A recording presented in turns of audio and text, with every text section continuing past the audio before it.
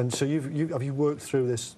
You know, you've done this first stage yourself. Absolutely, Yeah? absolutely, yeah. Did it throw up any terrible things that you were? I realised I was conditioned as well. I was just like anybody else. I realised we're all guilty of it, and we all suffer from it. And sometimes we don't do it intentionally. It's just the way it's what we've been exposed to, I guess.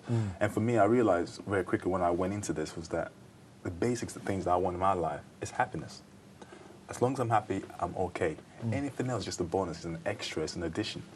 My life is complete as long as I'm happy.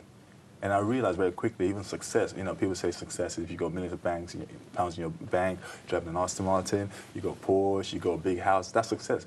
To some people, yes, that is success, and that is some form of success. We could call it financial success, we could call it achievement, whatever.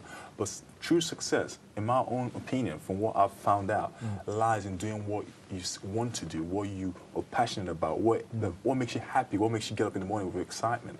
That is true success, doing what you planned to do. Whether it makes you a lot of money or whether it doesn't make you a lot of money, that's irrelevant. Success is doing the things you want to do, that your heart is passionate about, and you're doing it successfully. That is success. But there's some massive kind of philosophical debates here that we could have. Absolutely. With this. Yeah. Not least of which, you know, if I go out there and get what I want, etc., etc., and I believe that that's my soul that's telling me this, I want an Aston Martin and I'm going to stand on anybody to get there. Yeah. This is going to cause issues in society, etc. Does the real soul really need an Aston Martin? Is this an evolutionary instinct that's bastardised? Yeah. You know, that kind of thing. There's some really big, complex things here. What have you done about those philosophies in your book? Have you ignored them and just gone for how to do it, or? One thing I've learned and discovered about life is everyone has an opinion. And that's not going to change. Opinions are one of the most cheapest commodities that are going around. And it's free, so that's why everyone has one.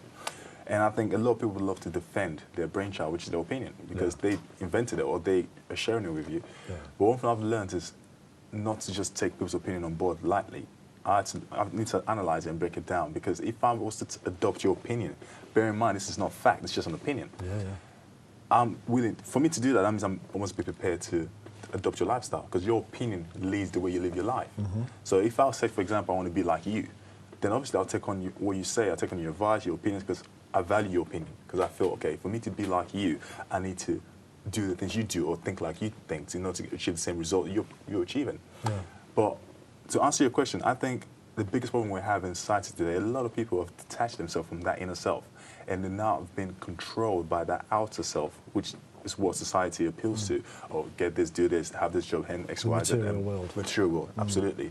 And what happens when you get so attached to that? You get conquered by self. So ultimately, when you have two choices in life, either we control self or conquer self, or we get conquered by self. And when you're so driven by material things or what society or people in your community perceive to be success, or how they perceive you to, or what they want you to be in order for you to be classified as success, then you've been conquered by self. Right. But true success lies in knowing what matters to you, what will make you happy, what you need. Ultimately, what do we need in society? What really matters? A roof over our heads, clothes to keep us warm, food on the table. Those are the three basic things we need as human beings to survive and live healthy lives. And to procreate. Absolutely. It's there. Absolutely. It's an evolutionary drive. Yeah. Is to procreate. I mean, a lot of the materialisms that we've got in the world today come about because of a bastardised form of evolution in many respects, because we hoard, because we're fearful of, you know, the harvest not coming in next year, etc., etc. So we hoard lots of things, and it can all get incredibly complex and confusing in the world that we're in now. What you've done with the book appears to me that you've simplified the thing so incredibly. Absolutely, yeah. Yeah? Yeah. Am I right in that? You're absolutely right about I'm that. not trying to be insulting. You've simplified it because it needs to be. It needs to be. We could all read a PhD thesis this thick on the way society is today and come away confused. But this seems to be, like, clear all that. Let's go for this. That's it, because what I've tried to do with the book is basically to make it a simple read, something anybody could pick up, whether you got a degree or you haven't got a degree, you can read it and comprehend what the message of the book is. Because a lot of books you read these days are so full of jargon, so full of complex words, even unless you're highly educated, some of them you can't even understand what the author is trying to put across. And I think what's the objective? If you're trying to passing the message, it's got to be easy to read to the masses. If not, then your message is not going to be transferred over. And that's what I've tried to do with this book, and hopefully I believe that anyone who purchases the book and reads the book will benefit from it, because definitely the principles I share in the book has definitely helped my life and it's brought me to where I'm at today. And ultimately, everything we do in our life, definitely, I could 100% say, is tied into our belief systems. Okay, so give us some advice. Some advice? Yeah, give us some of this teaching of self-belief. Well, number one thing that I would say is nothing is impossible until it's proven impossible. Right. Absolutely nothing is impossible until it's proven impossible. I mean, I'll show you a poem I wrote recently, and I called it my philosophy of life. And that's really helped me in my journey from where I was to where I'm at today. And it's called My Philosophy of Life, and it says this. You see, life has many shades and colors, but we choose what shades or colors we see. Now, the shades or colors we choose is a direct reflection of how we're feeling inside. Now, how we're feeling inside will either motivate, demotivate, cremate, or create the life we want. But at the end of our lives, we would have made one of two choices. One of which would have been, maybe we decide to play horse while life rides us. Or we could decide to be the rider, forcing life to play horse.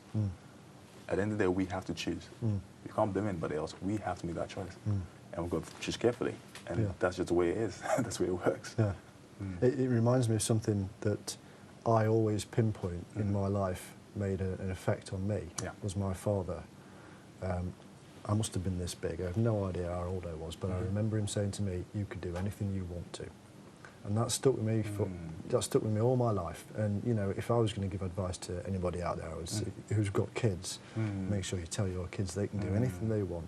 If they want to fly a plane, they can learn how to fly a plane. If they want to go to the moon, go for it. You can do it. So this is it's a very, very good, powerful message. What else have we got in there?